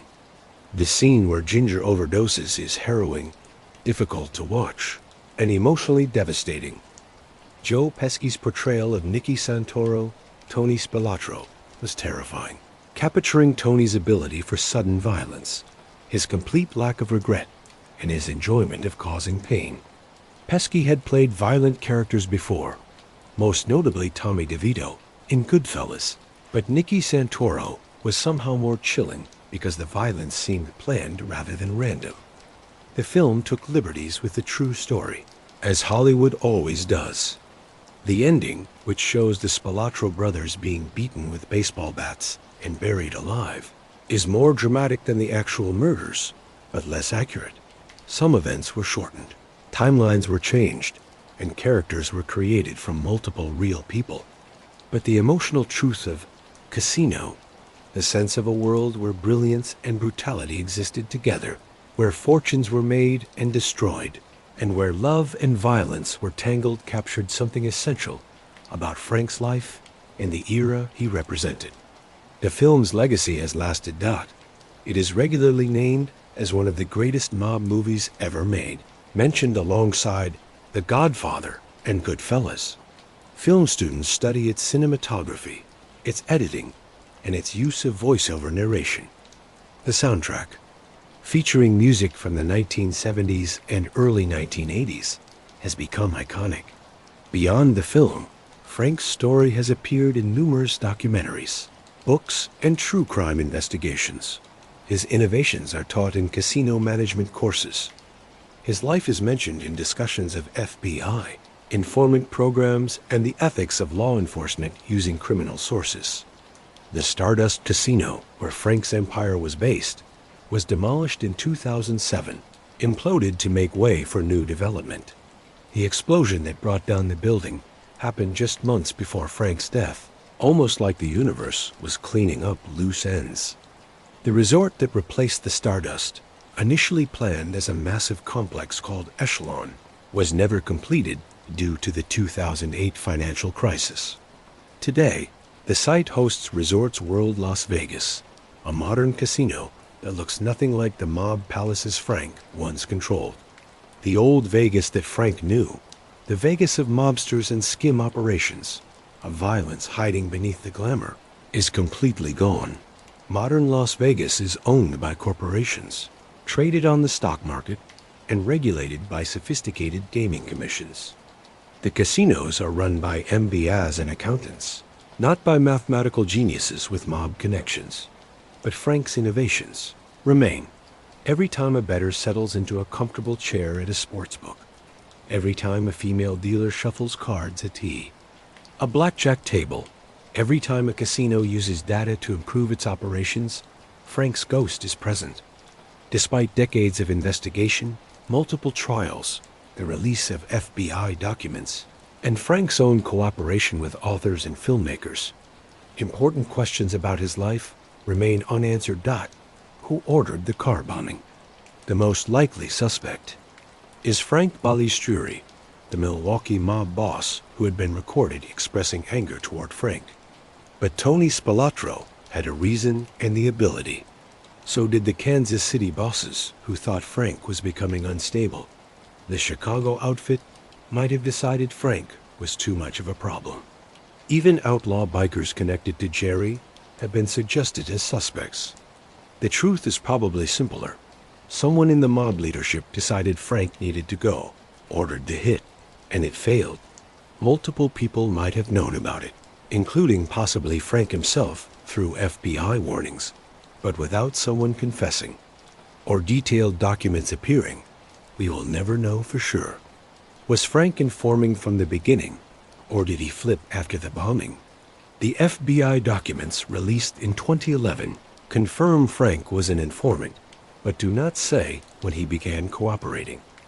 If he was providing information throughout his Vegas years, it would explain why he was never successfully charged despite obvious criminal activity. It would also explain the car bombing. Someone might have suspected his double role. But if Frank only became an informant after surviving the assassination attempt, it suggests the bombing scared him into cooperating. That fear finally overcame his mob loyalty. The timing matters, because it affects how we see Frank's character. Informing while actively committing crimes is different from informing afterward, as a way to survive. Both are betrayals in mob terms, but they represent different levels of calculation and deception. What exactly did Frank tell the FBI? The released documents confirm he was an informant, but do not detail what information he provided. Did he give up details about the skim? Did he identify people involved in murders?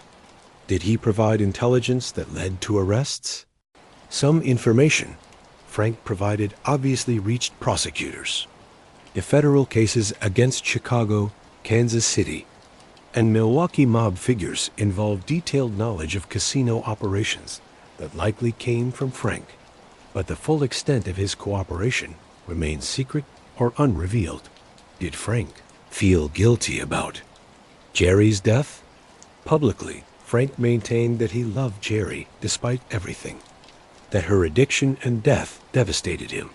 He spent $50,000 on a private autopsy to prove he was not involved in her death. But did he privately feel responsible? Did he recognize that their toxic relationship, the lifestyle he provided, and the world he had introduced her to all contributed to her destruction? Frank never publicly expressed such guilt. But then Frank was not someone who expressed emotions easily. He was a man of calculation, not self-reflection. Did Frank know about Tony's upcoming murder? The FBI was monitoring mob communications in 1986. If they had heard discussions about killing Tony, they might have warned Frank, who as an informant would have been told about threats to his associates. Did Frank know Tony was going to be killed and say nothing?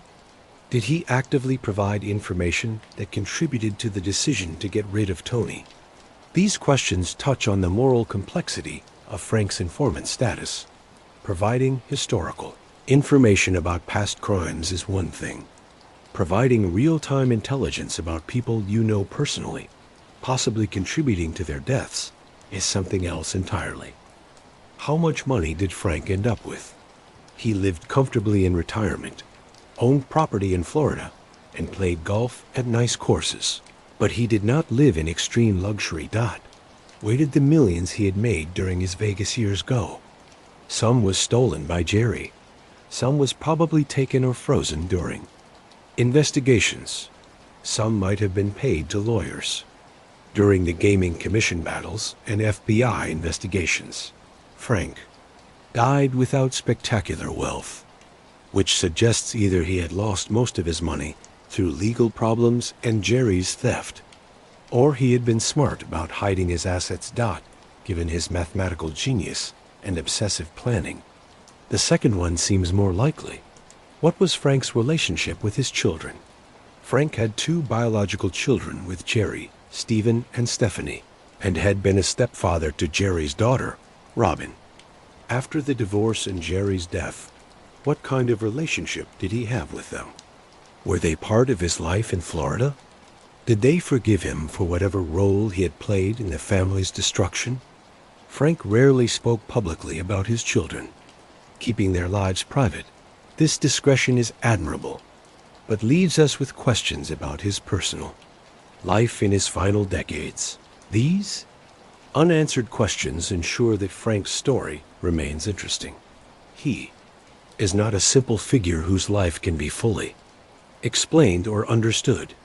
Is a puzzle with missing pieces, a story with gaps, a character whose reasons and actions are hard to interpret easily. In the end, who was Frank Lefty Rosenthal?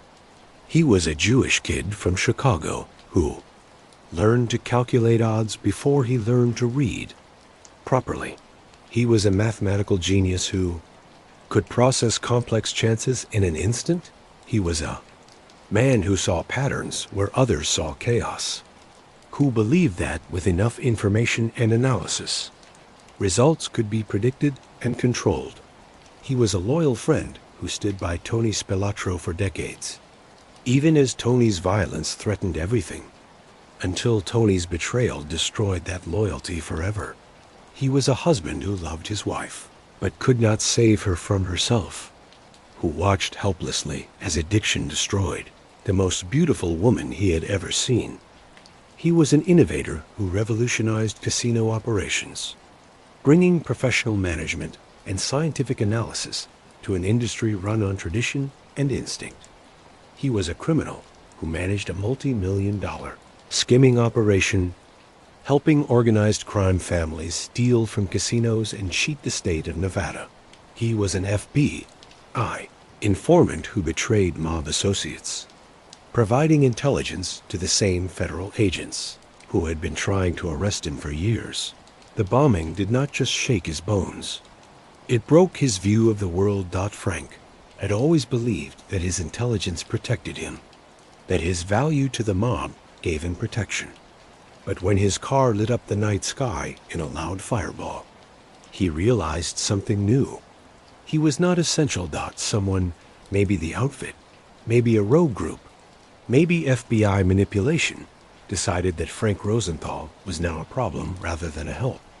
Lying in the hospital, burned and half-conscious, Frank replayed his life like a gambler replaying a losing hand. He did not fear death. He feared being insignificant. And yet he survived. For Frank, survival itself became a kind of currency. He was a man who believed in calculation, in numbers, in the idea that intelligence could overcome any obstacle. But he learned painfully that some things cannot be calculated. Love, loyalty, the moment when survival requires betrayal, and the price of living in a world where violence is always present. Frank's life covered the golden age of mob-controlled Las Vegas, from the glittering casinos of the 1970s, through the violent collapse of the 1980s, to the corporate takeover that followed. He witnessed the transformation of Vegas from a mob town to a legal, or at least corporate, entertainment destination. He helped create the modern casino industry, while at the same time representing everything that industry wanted to leave behind. His story is powerful because it is fundamentally American. A son of immigrants who rose from nothing to control an empire, who achieved success through talent and intelligence, and who crashed when that success was built on an immoral foundation. It is a story about ambition, about the price of operating outside society's rules, and about the impossibility of calculating your way out of human tragedy. The mathematical genius who could predict sports outcomes with amazing accuracy could not predict that his best friend would betray him. The man who counted blueberries and muffins could not count the cost of loving, and a Dick. The survivor of a car bomb could not survive the discovery that his empire was built on sand. Frank Rosenthal died peacefully in his sleep, 26 years after someone tried to murder him, 79 years after he was born into a world of Depression-era Chicago, and decades after he built and lost a Vegas empire. He outlived his enemies, survived his betrayals, and lived long enough to see his story become a movie. In the desert outside Las Vegas, in the place where Tony Spelatro and his crews buried their victims. The wind blows across sand and scrub. The neon lights of the strip are visible in the distance, brighter now than they ever were in Frank's time. Powered by corporate profits rather than mob skim money, the stardust is gone, demolished, replaced. The mobsters who once controlled the city are dead or in prison. The era of men like Frank Rosenthal, mathematical geniuses who could run casinos by instinct and calculation, has been replaced by computer programs and corporate oversight. But in sportsbooks throughout Las Vegas, bettors still sit in comfortable chairs watching multiple screens and placing wagers with professional ticket writers. Female dealers still work blackjack tables, changing the psychology of gambling, just as Frank predicted they would. Casino managers still study data, analyze foot traffic patterns, and count blueberries in muffins. At least in a figurative way. Frank Lefty Rosenthal is gone, but his ghost remains in every innovation he pioneered, every technique he developed, and every insight he had about how to separate gamblers from their money while making them feel like winners. He was a genius and a criminal, a survivor and an informant, a loving husband and a toxic partner, a loyal friend and a betrayer. He was all of these things, and the contradictions are what make his story unforgettable. The house always wins. They say Frank spent his life trying to prove that calculation could beat the odds. That genius could win over chance. He succeeded for a while, built an empire, survived assassination, and lived to old age.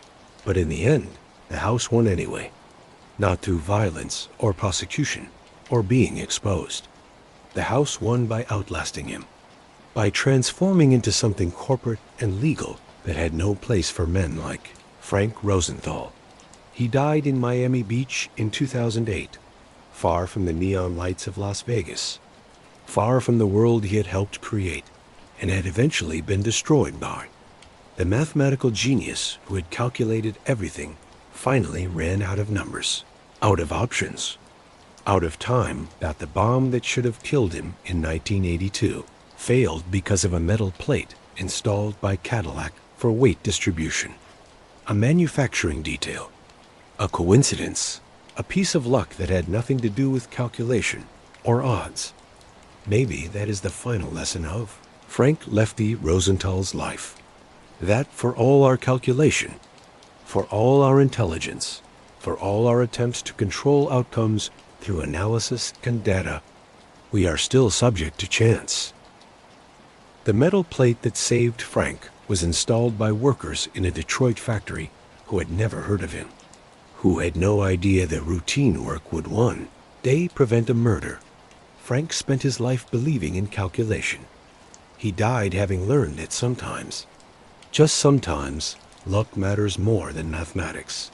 And in Vegas, where fortunes are won and lost on the turn of a card, where calculation meets chance every moment of every day, that is perhaps the truest Vegas truth of all. Frank Lefty Rosenthal's life was extraordinary, but it was also tragic.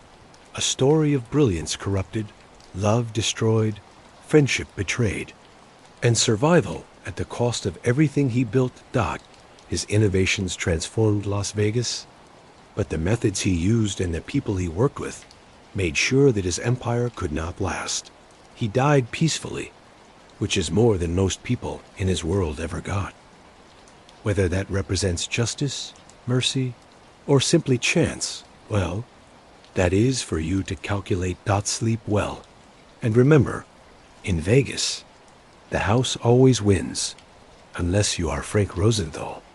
Until then, the neon lights keep glowing, the cards keep turning, and somewhere in the mathematics of probability, Frank Lefty Rosenthal's ghost is still calculating the odds. Frank Lefty Rosenthal died in his sleep in Miami Beach in 2008, 26 years after a bomb should have turned him to dust in a restaurant parking lot.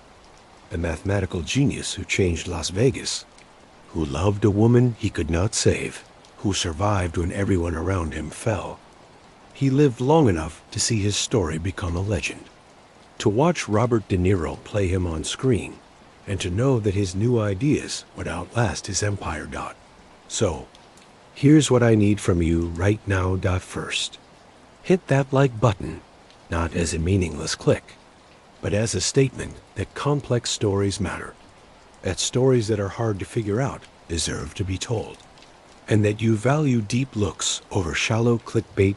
Second, subscribe and turn on notifications, because Frank's story is just one chapter in a larger story about the hidden history of Las Vegas, about the mob figures who built empires on sand, about the women who were destroyed by that world, and about the new ideas that survived even as the people who created them fell.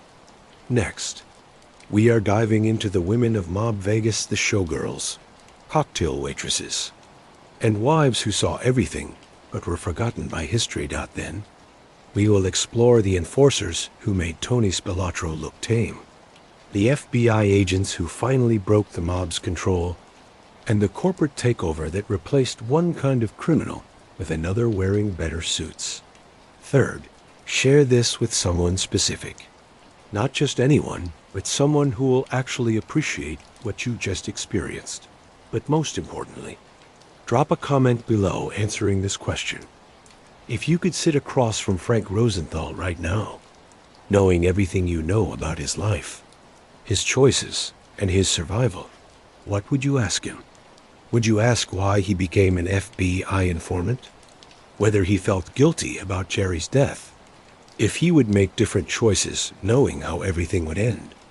Or would you ask the question I keep coming back to? Did he ever truly understand that some things cannot be calculated?